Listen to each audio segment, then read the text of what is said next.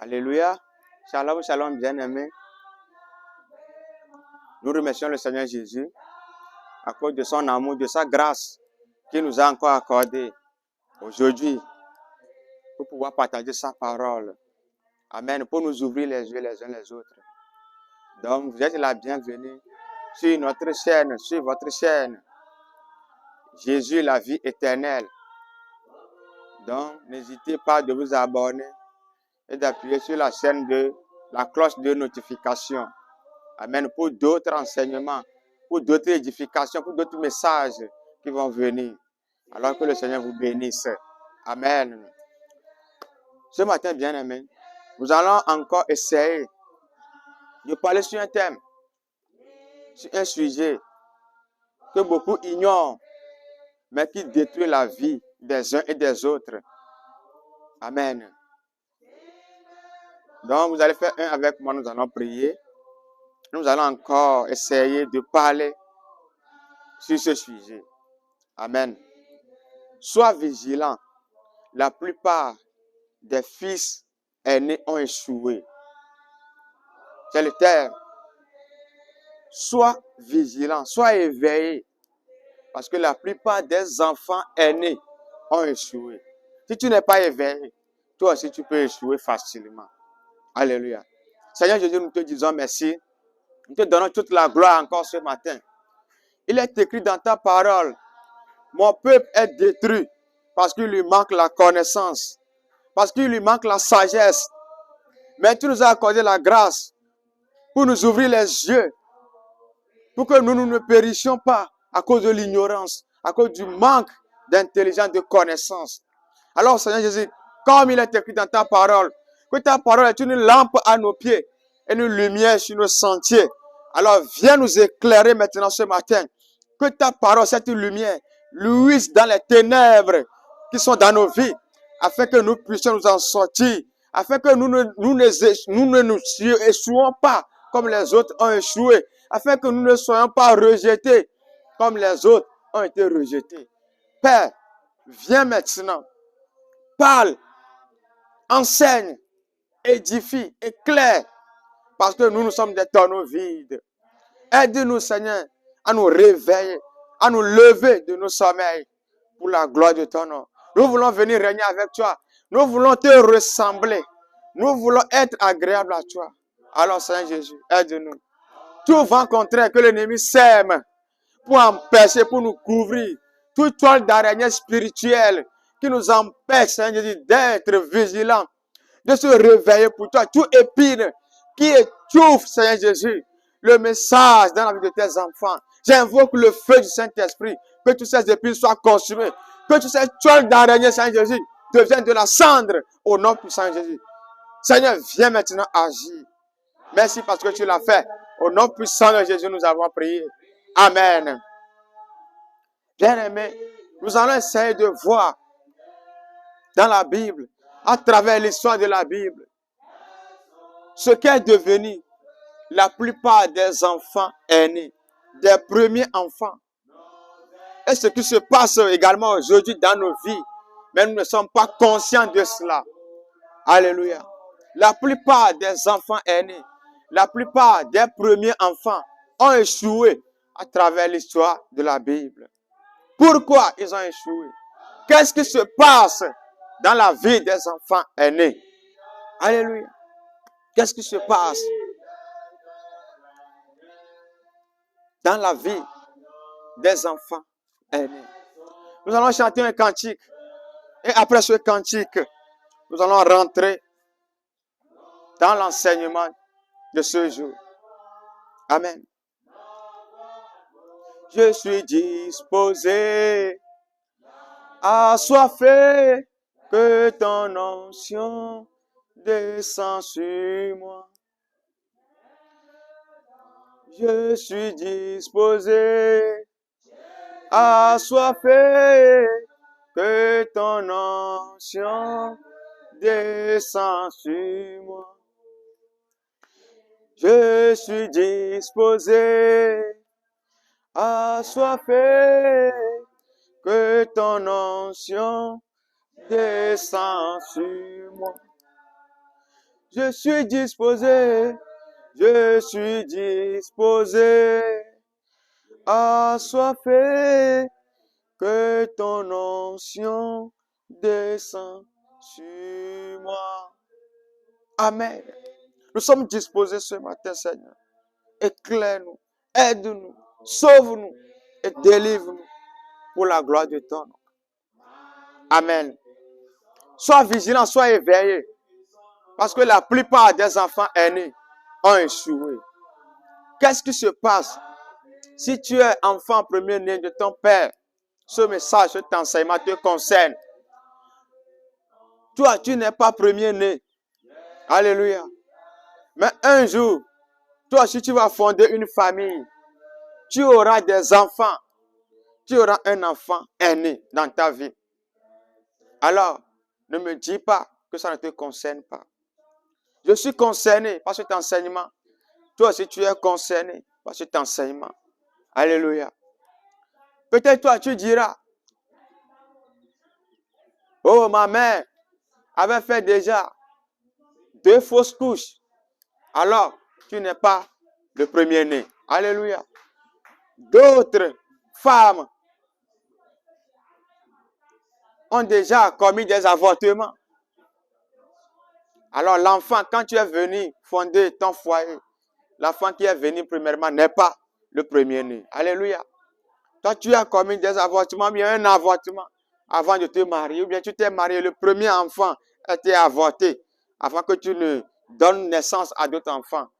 Il faut savoir que ton premier-né n'est pas l'enfant qui est premier que tu dis, mais l'enfant qui a été avorté est un enfant premier-né. Alléluia. Beaucoup, on a avorté leur grossesse sans le savoir. Après, quand ils ont fondé une famille, ils ont eu leur premier enfant.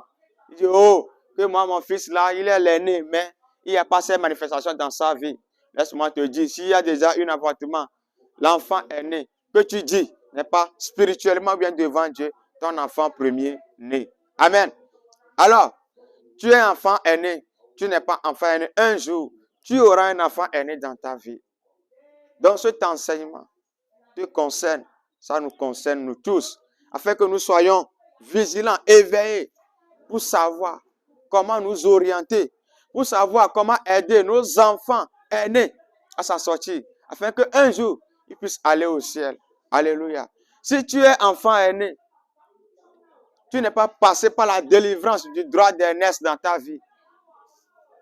Bien-aimé, ça te sera difficile afin que tu puisses plaire à Dieu et jusqu'à aller au ciel un jour. Ça te sera très difficile. Amen. Alors si tu aspires à aller au ciel, si tu aspires un jour régner avec le Seigneur Jésus, tu as besoin de ce enseignement dans ta vie. Sois béni au nom puissant de Jésus. Alors nous allons voir un passage dans la Bible. Nous allons voir l'exemple de beaucoup de personnes qui étaient des aînés et comment ils ont échoué. Qu'est-ce qui s'est passé dans leur vie? Alléluia.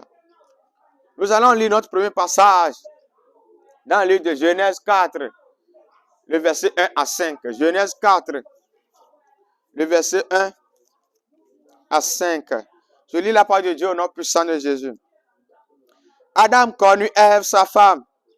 Elle conçut et enfantant Caïn. Et elle dit, j'ai formé un homme avec l'aide de l'Éternel. Elle enfanta encore son frère Abel. Abel fut berger et Caïn fut laboureur. Au bout de quelque temps, Caïn fit à l'Éternel une offrande des fruits de la terre. Et Abel, de son côté, en fit une des premiers-nés de son troupeau et de leur graisse. L'Éternel porta un regard favorable sur Abel et sur son offrande. Mais il ne porta pas un regard favorable sur Caïn et sur son offrande. Caïn fut très irrité et son visage fut abattu. Amen. Alléluia. Nous connaissons très bien cette histoire. Caïn et Abel, les deux, ont fait une offrande, un sacrifice à Dieu, à l'Éternel des armées, en leur temps. La Bible dit Caïn était laboureur, Abel était un berger.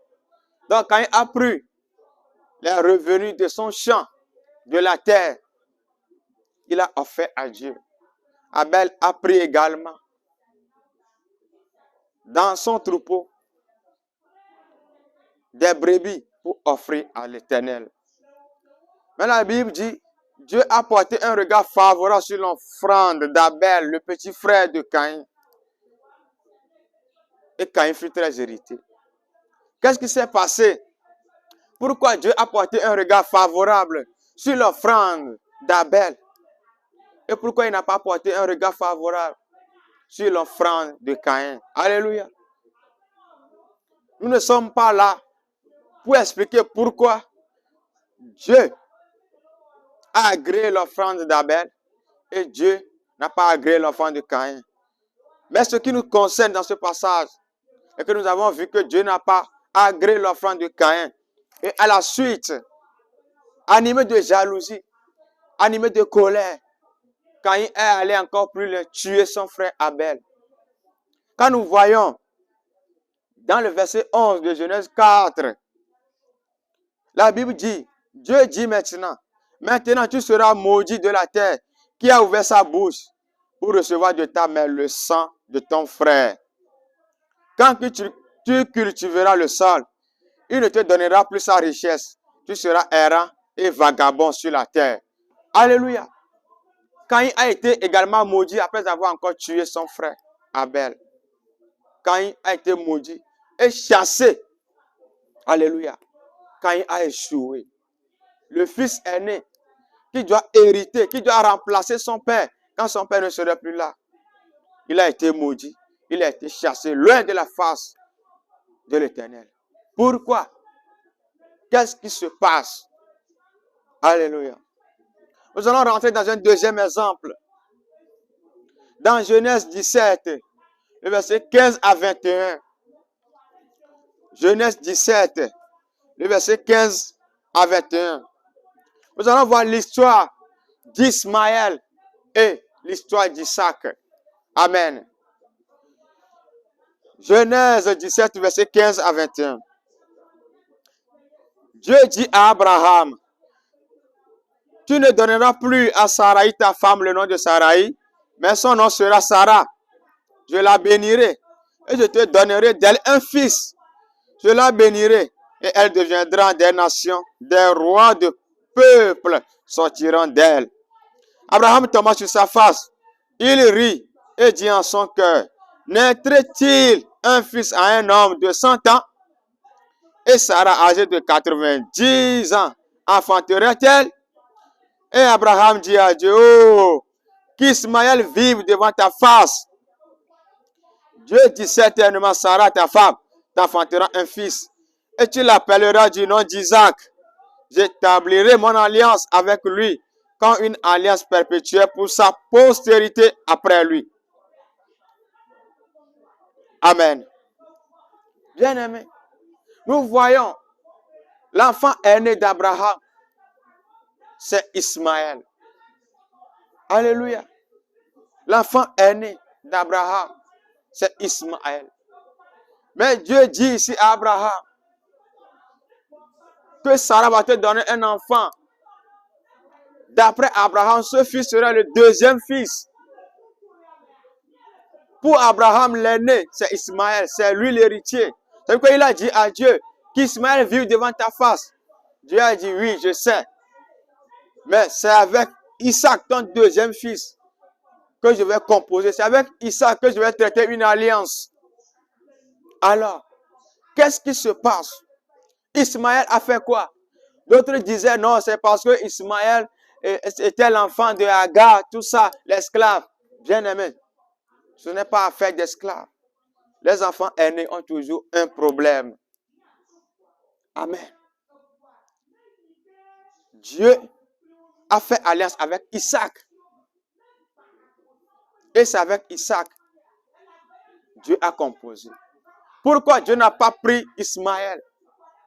Pourquoi Dieu n'a pas traité l'alliance avec Ismaël comme premier-né d'Abraham? Alléluia. Ok, nous pourrons donner des arguments, nous pourrons expliquer des choses. Nous allons voir un troisième exemple. Amen. Dans Romains 9, le verset 13. Romains 9, le verset 13. Quelque chose s'est passé également que l'apôtre Paul a relaté. Je lis la parole de Dieu au nom puissant de Jésus. Romains 9. Nous allons lire le verset 12 à 13. Il fut dit à Rebecca, l'aîné sera assujetti au plus jeune, selon qu'il est écrit, j'ai aimé Jacob et j'ai haï Ésaü. Alléluia. Il fut dit à Rebecca, l'aîné sera assujetti au plus jeune, selon qu'il est écrit, j'ai aimé Jacob et j'ai haï Ésaü. Alléluia. L'histoire là s'est passée dans Genèse 25, quand on voit le verset 23 en allant. Isaac, Dieu a traité son alliance avec Isaac. Voilà, le temps est arrivé où Isaac aussi a eu des enfants. Alléluia. Donc la Bible dit, l'aîné serait assujetti au plus jeune. L'aîné c'est Ésaü. Et le plus petit, le plus jeune, c'est Jacob. Depuis le ventre de leur mère, les enfants d'Isaac, depuis le ventre de leur mère, la Bible dit, Dieu dit que j'ai haï Ésaü et j'ai aimé Jacob. Qu'est-ce qui s'est passé depuis le ventre? Et Dieu a rejeté Ésaü, qui est l'aîné. Qu'est-ce que Ésaü a fait? Alléluia. Et Dieu l'a rejeté. Et Dieu a choisi Jacob. L'aîné, c'est Ésaü. Alléluia. Ésaü a été rejeté. Jacob a été choisi. Qu'est-ce qui se passe sur les enfants aînés bien-aimés? Rentrons en nous-mêmes. Amen. Genèse 48, le verset 13 à 19. Ici également, c'est très important. Nous pourrions dire c'est parce que tel a péché, tel a fait telle chose. Mais dans ce passage, c'est très important. Genèse 48, le verset 13 à 19. Genèse 48, le verset 13 à 19. Je lis la parole de Dieu au nom puissant de Jésus. S'il vous plaît, bien-aimés, suivez cette lecture très bien avec moi. Puis, Joseph prit tous deux, Ephraïm de sa main droite, à la gauche d'Israël, et Manassé de sa main gauche, à la droite d'Israël, et il les fit approcher de lui. Israël étendit sa main droite et la posa sur la tête d'Ephraïm, qui était le plus jeune, et il posa sa main gauche sur la tête de Manassé. Ce fit avec intention qu'il posa ses mains ainsi, car Manassé était le premier-né. Il bénit Joseph et dit, que le Dieu en présence duquel ont marché mes pères, Abraham et Isaac, que le Dieu qui m'a conduit depuis que j'existe jusqu'à ce jour, que l'ange qui m'a délivré de tout mal bénisse ses enfants, qui soient appelés de mon nom et du nom de mes pères, Abraham et Isaac, et qu'il multiplie en abondance au milieu du pays. Verset 17. Joseph vit avec déplaisir que son père posait sa main droite sur la tête d'Ephraïm. Il saisit la main de son père pour la détourner de dessus la tête d'Ephraïm et la diriger sur celle de Manassé. Et Joseph dit à son père, pas ainsi mon père, car celui-ci est le premier-né. Pose ta main droite sur sa tête. Son père refusa et dit, je le sais, mon fils, je le sais. Lui aussi deviendra un peuple, lui aussi sera grand. Mais son frère cadet sera plus grand que lui. Et sa postérité deviendra une multitude de nations. Amen. Bien-aimé, qu'est-ce qui se passe? Manassé était le premier-né. Ephraïm est le plus jeune. Mais la Bible dit, Joseph les avait approchés d'Israël, son père, afin que Israël puisse poser sa main droite sur le premier-né, afin de le bénir, et poser sa main gauche sur le plus jeune. Mais Joseph a croisé sa main pour poser la main gauche sur le premier-né et sa main droite sur le plus jeune. Joseph a dit non, mon père, pas comme ça, pas ainsi. Lui, c'est le premier-né, lui, c'est le plus jeune. Jacob dit, je le sais. Alléluia. Ça veut dire que Manassé n'avait pas commis un péché, mais l'Esprit de Dieu a poussé Jacob à poser sa main gauche sur le premier-né, sa main droite sur le plus jeune. Le plus jeune serait plus grand, le plus petit serait plus grand que le premier-né. Enfant premier-né, qu'est-ce qui se passe? Qu'est-ce qui se passe? Posons-nous la question. Les enfants premiers-nés ont besoin d'un traitement particulier. Les enfants premiers-nés ont besoin d'une délivrance particulière, d'une aide particulière. Alléluia. Toi qui m'écoutes, toi qui insultes ton enfant premier-né, que tu ne vois pas tes petits frères, tu ne vois pas tes petites soeurs, ils sont plus habiles que toi, ils sont plus intelligents que toi. Toi, tu es l'aîné, mais toi là, tu ne vaux rien. Non, ce n'est pas le temps de les insulter, c'est le temps de les aider. Oh, toi, tu es l'aîné, mais tu es trop lent, tu es trop froid, tu n'es pas chaud. Regarde tes frères. Non, parents, aidons nos enfants aînés. Il y a un problème spirituel qui se passe. Il y a un problème qui se passe. Il y a un mystère qui agit sur les enfants aînés. Alléluia. C'est ainsi que Jacob a béni. Jacob a donné la supériorité à Ephraïm, qui était le plus petit. Amen. Nous allons voir également un autre exemple. Genèse 49, le verset 1 à 4. Ici, nous voyons que Jacob a eu 12 fils. Alléluia. Et le temps est arrivé où Jacob voulait bénir tous ces 12 enfants. Amen. Genèse 49, le verset 1 à 4. Je lis la parole de Dieu, notre puissant Jésus. Jacob appela ses fils et dit, assemblez-vous et je vous annoncerai ce qui vous arrivera dans la suite des temps. Rassemblez-vous et écoutez, fils de Jacob. Écoutez, Israël, votre père. Ruben, toi, mon premier-né, ma force et les prémices de ma vigueur, supérieur en dignité et supérieur en puissance, impétueux comme les eaux, tu n'auras pas la prééminence, car tu es monté sur la couche de ton père. Tu as souillé ma couche en y montant. Amen. Alléluia. Jacob reconnaît que Ruben, son premier-né, Ruben est la force et les prémices de sa vigueur. Jacob reconnaît que Ruben est supérieur en dignité et supérieur en puissance.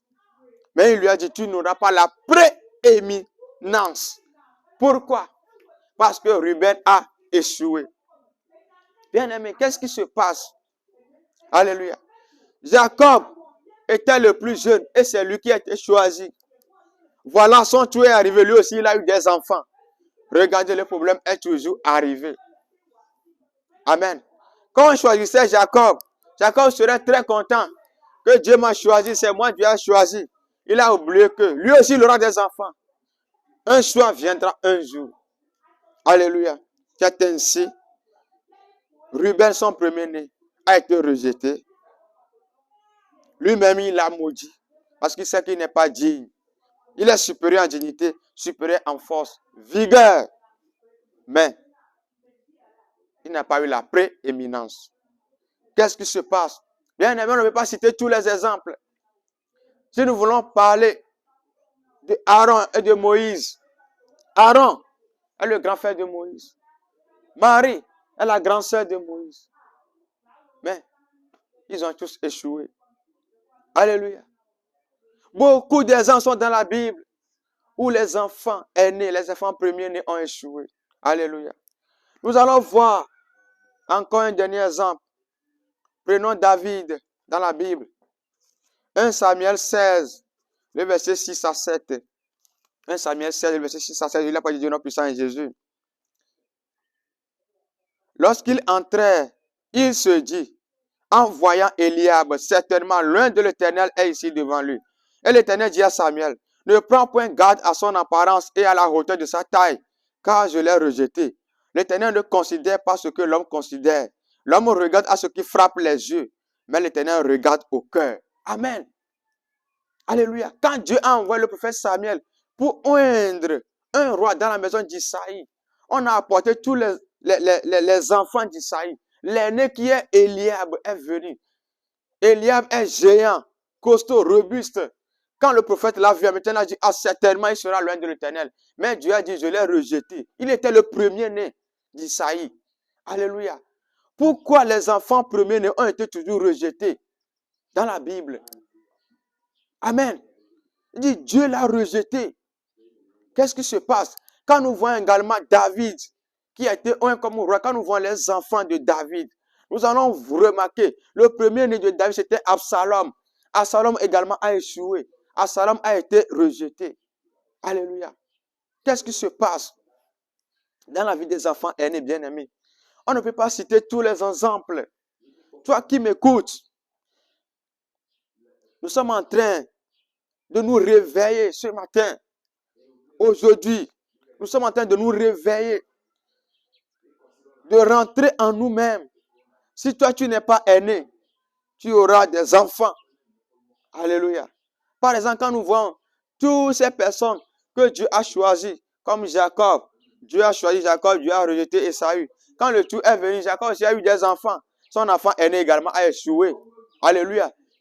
Si Jacob était éveillé, il va dire, pourquoi moi j'étais le plus jeune et c'est moi, Dieu a choisi, Dieu a rejeté mon frère. Alors, quand son tour était arrivé, quand il va commencer par avoir des enfants, il va très tôt se lever pour préparer son fils premier-né pour qu'un jour, lui aussi n'échoue pas.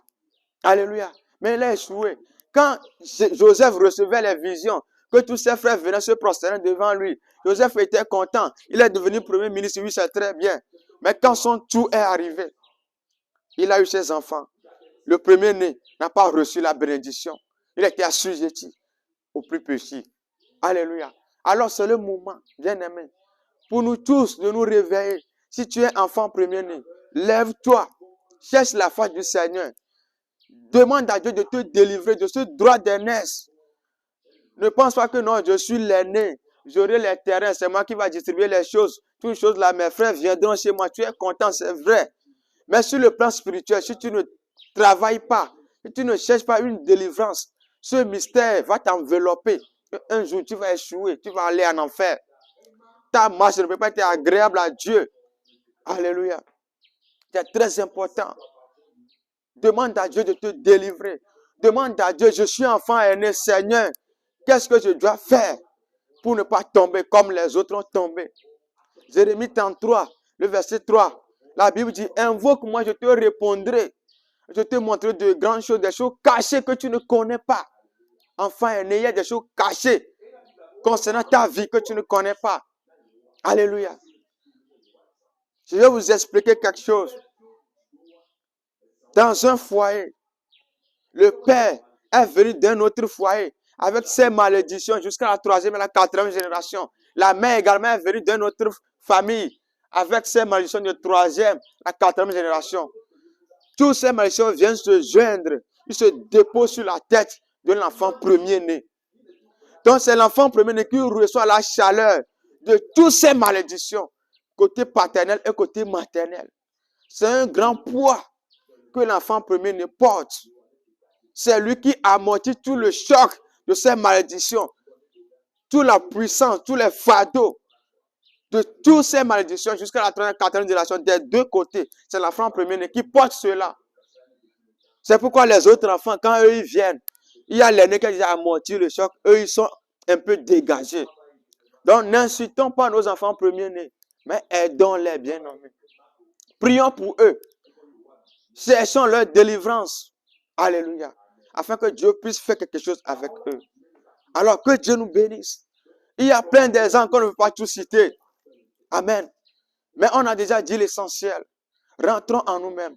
Demandons à Dieu qu'est-ce qu'il nous faut faire si tu es enfant premier-né. Ce n'est pas que tu ne dis pas que tu es riche. Si c'est sur la terre, est-ce que tu peux aller au ciel? Alléluia.